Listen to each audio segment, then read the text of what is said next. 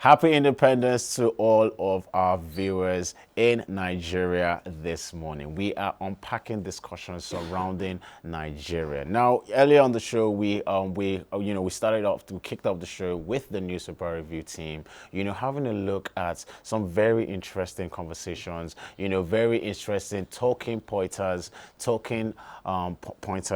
bordering around insecurity, governance, socio-economic dynamics in this country. In the newspaper review team, we spoke to High Chief Darlington, who helped us unpack a lot of insecurity questions. Now we're actually going to be moving more towards a more solution-based conversation. And we have in the studio with us this morning, Folarin Shobo, who is a political analyst. Good morning, sir. Welcome to the studio. Thank you very much for having me. Good morning. Very glad that you could join us. Happy Independence to you. Oh, yes. God bless Nigeria. Yeah. How have you celebrated Nigeria this independence, if you have at all? Oh, yes. I pray for Nigeria because I love Nigeria. I'm a very, very proud Nigerian. And I believe there's no other country that is better than my country. Nigeria is the best country in the world. Yeah, that is actually the energy a lot of us need to carry on this particular day. But, for good reason. We actually we carried out a survey and we asked people, how are you going to be celebrating Nigeria? Are you going to be celebrating Nigeria? And some of the responses we got, a lot of Nigerians, a lot of people were saying that no, that they don't particularly feel happy, celebrating Nigeria, given the economic hardship, given the new administration, the policies that subsidy removal on the petrol, subsidy removal on the dollar. So a lot of Nigerians have responded saying that they are not particularly happy, with the situation in the country at hand, and that is why they wouldn't celebrate the country. How would you respond to them? Well, first, I don't believe that because of the subsidy that has been so removed, which some of us have actually been clamoring for that it should be removed. The subsidy was regime that we had in the past, prior 29th of May, was free money for some free people. Yes, government was subsidizing, but subsidizing some people's pockets. So which was, from my own perspective, because I know that NCC is monitoring most of your television stations, so whatever I'm saying on this station has nothing to do with high impact television. Yes, please. It's my personal opinion, the way I've studied Nigeria, the way I've looked at Nigeria, and the way I've understand Nigeria to be and should be. The subsidy that was removed was absolutely necessary. And unfortunately, we want a better soup, but we don't want to enter the kitchen. We want to eat a sumptuous meal. But before the meal could come into the plate and placed before us to eat, it has to go through the process of cooking. And so that is the process we are in now. We are cooking a meal that will come out to be a better Nigeria tomorrow. Yes, we've been used to 165, 132. I knew at a point in Nigeria, I knew that fuel was sold at 22 kobo, 1 naira, then gradually started climbing. And the fifth columnists in every segment of this country always take advantage of one policy or the other to better themselves. When the president made the announcement on the 29th of May that subsidy has gone no, the way he put it, it was that statement was the presidential speech. It was not written in his speech. He came out to affirm that listen, that statement was not in the speech I was reading. And if you go back to look at that presidential speech of May 29th, you will see that the president looked up off the script he was reading to say that subsidy is gone. Yes, even the Buhari government, in the budget for 2023, did not budget for subsidy from the month of June. So it was always going to go. It was going to go anyway. So, having gone, in 20, if my sense of history is still correct, in 2016, 17 or thereabout, when the former CBN governor, Lamido Sanusi, said some people will sit down in their garden, sipping tea, like your tea or coffee, and a lot will be dropping on their phone in billions of naira. It is all this round tripping or whatever that surrounds dollar. You can't go to the bank and you get dollar. Many importers and exporters that are using from A, many of my friends that have children schooling abroad are finding it hard to pay school fees. They have money, they are filled the form, but they are on the queue, waiting for their bank to get the dollar. So that before they can debit their account. So all these things really is necessary. It is painful. It affects everybody. But a better tomorrow is coming. I can hear the sound of abundance of rain coming. Yes, we may be in the time of famine now, but tomorrow, I can hear the sound of abundance of rain. Very powerful statement. I'm glad you actually said that because, you know, we really want to have a very solution-based conversation this morning on tea or coffee as regards, you know, first hour of the show, bless you, rather, first hour of the show, we asked a survey about people's, how they celebrate in Nigeria. Second hour of the show, we discuss insecurity, we discuss policies. So now we really want to focus on the way forward for Nigeria. And I'm glad that you made that statement. So let us talk about the proposed strike that is supposed to pop up tomorrow by the Labour Congress, the indefinite strike action. Now, today they are meeting with the federal government to come to a compromise on how they can particularly solve that issue. But, you know, talking about solutions, talking about way forward, in what ways do you think the Labour Congress can better negotiate their stance or Nigerian stance, you know, when it comes to these policies, these new policies that they are, you know, welcoming into the country? Okay. Thank you very much. Without prejudice to whatever the outcome of their discussion is going to be today, my opinion, like I said earlier, and I'm repeating, this opinion does not represent the views of High Impact Television. Yeah. I'm saying it again. My opinion does not represent the view of High Impact Television. Let's start from NLC said they are going on indefinite strike. Who is NLC representing? The workers. Are they representing my wife? No. We have to be very, very objective. Nigeria, the time for us to look for a solution is now, not to continue the rhetorics of question of days. Nigeria has problems, no doubt. Yeah. What are the solutions? Going on strike is one of the worst solutions. And personally, to me, strike has become instrument of oppression. Look at what ASU did last year. A whole session of strike. What did they achieve? What did they come up with? Let us be reasonable for once as Nigerians. If Labour go on strike, will that bring food to the table of the workers? Or compound their hardship? You workers, look at what happened at the Federal Ministry of Works. The minister shut the gate because workers came to work late. At 9:30, the man said, that one who said it was the leader of the workers was telling him, this is Federal Civil Service and not Ebonyi State. What an insult. The workers, look, whatever genuine opinion they might have had, they have laced their opinion with political bias. Some of us that are political have seen them not to be sincere.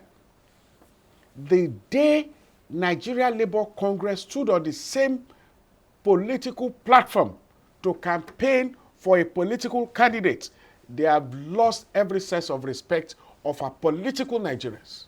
And also political integrity. Their integrity is already stained. The day they have pasted the political postal of a candidate at their national headquarters, they have lost every sense of genuine followership. And you say you are going on strike. Like I told some people yesterday, this strike thing is for federal workers. We are running a federal republic, for crying out loud. It's for federal workers. Okay. I will just interrupt you very briefly. We have a caller on the line. Jacob from Ogun State. Good morning, Jacob. Yes, good morning, sir. God bless you. All right, Jacob, what do you have to contribute to the conversation this morning? First of all, I'll start by asking you, are you celebrating Nigeria on this independence? I'm celebrating Nigeria at home. Me, I did my house. But at least it's a good thing that we have time to rest, watch TV. Like tomorrow, now we'll be able to watch TV like this now. But at least I have time to watch your programs today. Thank you very much for that. All right, now what do you have to contribute to the conversation we're having this morning? Do you have any questions, any contributions? Thank you for all you have been. Thank you for your programs, and thank you so much for this particular program. And I also want to thank the guest for his opinion. And like he said a minute or a couple of minutes ago that it is his own opinion. And I do appreciate that. What I want to say about that is not trying to disregard his own opinion or not trying to negate his opinion, but I want to contribute, and I want to say that the NLC going on strike, they represent his wife too. They represent everybody, because actually what led to that agitation was not palatable, and there is absolutely nothing any member of NLC would do to correct that situation. And in all climes, that is what labor would do. So if fuel price was 200 and 1 or 2 reasons makes it to have skyrocketed to 600, there is no country that will happen, and there won't be a stare. There will surely be, if such happened in America today, there will surely be a stare. If such happened in Europe, in Australia, there is no place in the world. As a matter of fact, in some African countries, such happened, it may even lead to war. It may lead to war, yes. So, but if workers now say, okay, we are not going to fight physically, we are going to strike, we are going on strike, I don't think anything is wrong about that. So, all that government will have to do in that kind of scenario is to deliberate, dialogue with them, ask for what they want, and ask for their own opinion on how to solve. Because I do believe that government might have their own genuine reason why they inflated the fuel price. So government might explain to them more, and perhaps if they're able to come to a compromise, they can call out the strike. But saying that the strike is unjust, I don't think I'm in support of that. Thank you very much. God bless. Let me not take all your time. All right, Jacob, thank you very much for giving us your 2 cents. Thank you very much. We appreciate it. That's a nice one from a viewer. Yes. It shows that he's watching. Yes. And I'll say this. Many of us need to do a lot of fact check. Okay. When Nigeria removed subsidy from all petroleum products, some other African countries were crying. It affected their economy. You know why? Because what our own government was subsidizing was not really Nigerians, but other West African countries. They were actually subsidizing West African countries. All right. Sorry to interrupt you there. Chooks from River State. We have a lot of callers this morning. Yes. Chooks from River State. Good morning. Good morning, Chooks. Good morning, my brother. How's everything? Happy Independence. Happy Independence to you, Nigerian. Chooks. Very bright, very bright and happy. We love that. Yeah. All right. First of all, how? Okay. I want to let people know that you cannot subsidize what you don't have. Okay, assuming now that in international market now, crude oil come to $150, how much will Nigeria be buying fuel? The best thing the president have to do is to go and fix the refinery. The economy is a war. We cannot be fooling ourselves. We have to fix the refinery, and immediately if Nigeria starts to produce fuel today, dollar will come to 400 naira within 48 hours. This is a simple economics. We don't need to go to Harvard University to know it. Look at all the whole of the speech yesterday. He didn't mention anything concerning refinery. What are we talking about? You say it's a Kaba. Who is a Kaba? So Kaba is more than Nigeria. All right. Few people will go and cause trouble for the country. Then 200 million will go and pay the price. I don't support it. You should go and fix the refinery. We'll forget about this fuel. Because if Nigeria does not kill fuel, fuel will kill Nigeria. Thank you. God bless. Thank you very much, Shooks. We appreciate it. That's a brilliant postulation. A lot of people have been talking about and crying out for these refineries. Yes. You know? Well, the refinery. The truth about it is that Nigeria, as an oil-producing country, is about the only country in the world that does not have a working refinery. And I know that privileged information that the refinery is going to work by this December. Really? Okay. Do you want to give us privileged information of which Privileged one? information. Of which one? The Port Harcourt refinery will work in December. All right, we're going to take Folarin Shobo's statements for that. Take it for that. Okay, all right. Now let's move away from the oil. Now we're about to land on a point when we're talking about, you know, the Labour Congress, you know, who they are fighting for. And I particularly like that the caller who said that who had a contrasting opinion, you know, to what you said. You know, so we were responding to that particular comment. Yes. Yeah. Well, what he was saying, that it affects my wife. Can my wife go on strike in my bedroom? No, she can't. Now, that strike thing, are you proposing something else? You are saying if they don't, they can't reverse the subsidy. No.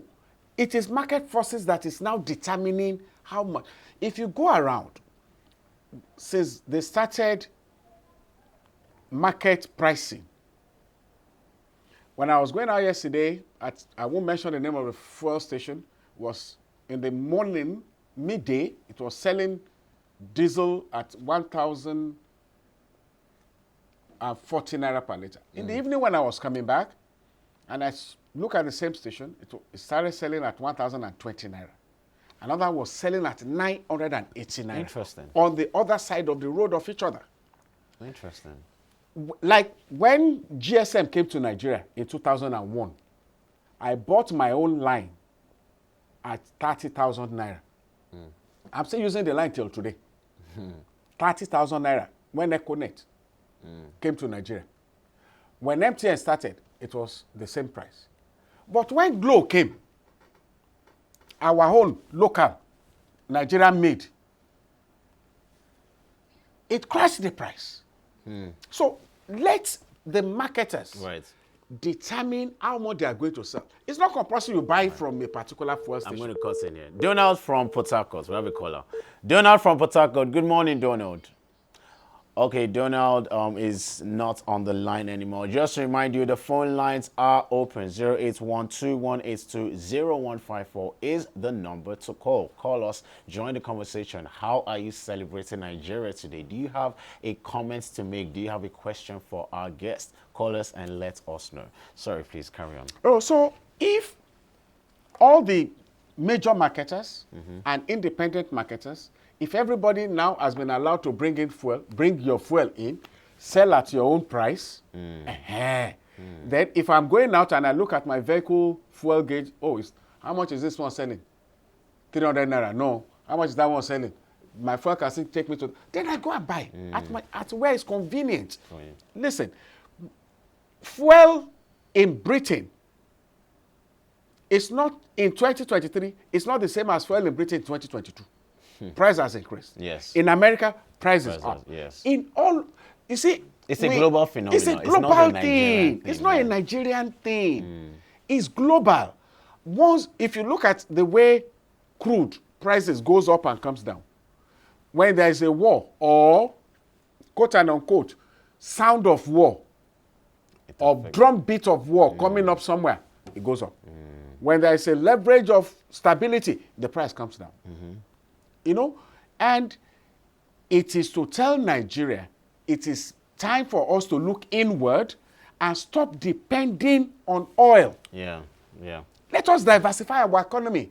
So if oil is no more the main thing, then foreign exchange will flow in from other sources. All right, let's get into that conversation. All right, now there are a lot of topics that we want to unpack on the show this morning. So let's move from the oil a bit. More so, I'm glad you mentioned foreign exchange and the non-oil sector. The non-oil sector is something that we are passionate about on this particular program, you know, because we believe that, you know, there is opportunity, for instance, in the cocoa market, in the cocoa sector in this country, but it seems that there's not a lot of focus on that. So let's now shift more towards the foreign exchange and the non-oil sector, and we'll start from the forex. Now, the subsidy on the dollar was also removed. Same thing that we saw with the subsidy on the fuel that was removed. Now, with the subsidy on the dollar removed, the idea was for a unified market space. How is that something that can actually benefit the economy on a long-term basis, and how so? Well, honestly, on a long-term basis, it's supposed to benefit the economy. But let's look at it. There's some, let me repeat this again. My opinion is not that of high-impact television. Yeah. So that those who are monitoring, the monitoring spirit will not monitor your station. My opinion is mine. I believe so strongly that we are having these forex issues because of one, monolithic economy that we are practicing, Right. which has to do with oil, only oil, and it's only some few years back now that they tried to diversify. Let's look at other sources to bring in foreign exchange, repatriation from diaspora Yeah. is already bringing in some, but Odin is keeping the forex away from the end users, not those who are keeping it at home. A lot of people are keeping. There was a time, I think it was during the time of Okonjo-Iweala as Minister of Finance, that they were publishing the names of those who apply for forex and were given, and how much was given, and what it was meant for, publishing in the newspapers. Wow. So we need to go back there. Yeah. That, okay, Adetiloye Oyeyipo applied for 20 million US dollars for the purpose of bringing in instrument for high impact television. Then we want to see whether in truth Adetiloye brought in those equipment for the amount that he applied for. But some will apply for forex in the morning, go and sell it to Bureau de Change in the afternoon, collect. That is what Sanusi was postulating the last time. Now, what we need to do, let us give more time to look at our agricultural sector. Let us encourage wheat farmers, cotton farmers, cocoa farmers, cassava farmers, plantain farmers. The other day I was watching a program on one of your sister stations, and somebody was talking about pineapple as a source of forex for this country. Let us look at all these people and let us encourage them so that when the forex flow into the country, it will bring down a lot of pressure and tension. If we still rely on oil as a main source of forex, if you look at the income of the Federation in the last couple of years, you see that non-oil is bringing in more money to Federation account than oil.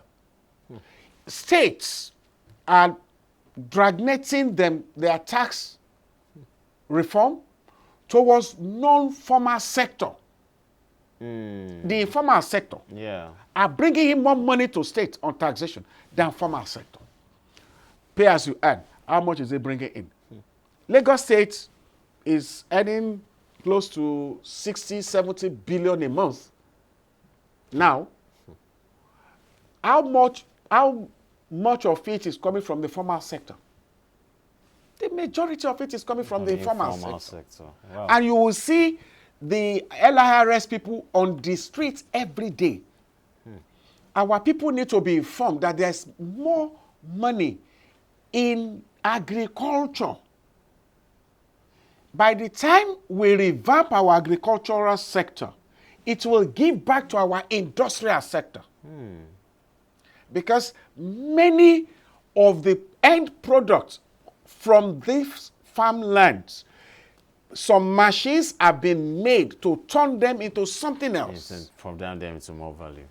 Yeah. All right. Now we're actually, they say time flies by when you're having fun. Oh, okay. And we're actually having a swell time on the show this morning. But the last question, as quickly as you can, as we are wrapping up the show, what word of advice would you give to Nigerians, on this particular day, in this particular mood and spirit that we're in? Some people don't find some people don't find it worthwhile celebrating Nigeria, while some others do. So what advice would you give to Nigerians as quickly as you can? Well, just before I go on that, I'd like to quickly say this on security. Okay. I'm privileged to have visited Zamfara State at least 6 times in 2022. Zamfara has no airport, so I flew to Sokoto and I drove from Sokoto to Zamfara. Wow.